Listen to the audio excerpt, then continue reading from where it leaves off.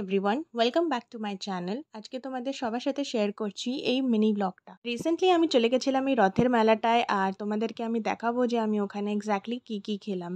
তো মেলায় ঢুকে একটু ঘুরে ঘাড়ে নিয়ে চোখে পড়লো চা, তাই 1 কাপ চা নিয়ে নিলাম। তারপর ঘুরতে ঘুরতেই পাপড়ি চাটটা দেখে আর লোভ সামলাতে পারলাম না, আর কাকু জাস্ট অসাধারণ পাপড়ি চাট বানিয়ে দিয়েছিল। তারপর একটু টুকিটাকি দোকান ঘুরে টুরে চলে গেলাম আমার বেস্ট পার্ট অফ দ্য মেলা, রাইডস দেখতে। তো নানা রকমের রাইডস এসেছিল এবারে রথের মেলাতে। আর এই একটা মাত্র রাইড চড়ার জন্য যে পরিমাণে লোক এখানে জমা হয়েছিল, আমি জাস্ট বলে বোঝাতে পারবো না, তোমরা নিজেরাই দেখে নাও। তারপর ঘুরতে ঘুরতে দেখলাম এই দাদা সেল করছে কুল্হার পিৎজা, আর সত্যি কথা বলতে আমি কোনোদিন আগে খাইনি, আর একদম ফ্রেশলি বানিয়ে দিচ্ছিল, তাই ভাবলাম একবার ট্রাই করেই দেখা যাক। তাই নিয়ে নিলাম একটা চিকেন কুল্হার পিৎজা।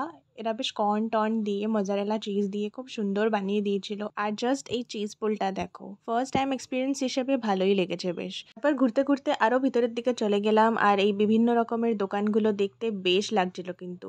কত রকমের জামা কাপড়, গয়না গাটি, বাসন কোসন, বাচ্চাদের খেলনা, বিভিন্ন রকমের জিনিস এই রথের মেলাতে তোমরা আসলে পেয়ে যাবে। বেরোনোর পথে একটু জিলিপি আর একটু গজা প্যাক করে নিলাম, কারণ প্রচুর পেট ভরে গেছিলো। আর তারপর বেরিয়ে একটু আইসক্রিম খেতে খেতে বাড়ির দিকে রওনা দিলাম। জানিও ব্লগটা তোমাদের কেমন লাগলো, আর চ্যানেলটা সাবস্ক্রাইব করে নিও। বাই।